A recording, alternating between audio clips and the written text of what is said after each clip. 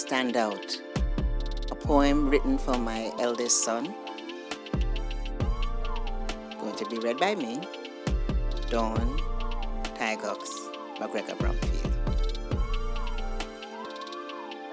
I stand out not because I'm different.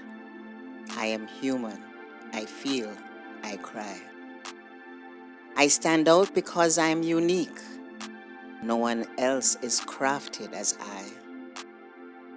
My fabric woven like talents, blended to make me me. My experiences, many unspoken, make me more than you can see. Thousands around me faded when I stand still and pause. The smile I carry like a cross, but I know that I have cause. I stand in the Venn diagram of society, in the overlapped area of minority. Yet I know one day they will say my name, and it will diamond its glory in fame. The years seem to stretch on. Each one seems to be longer.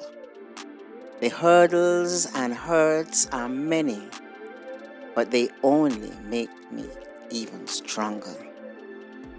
The thousands behind me faded. They have no idea I exist.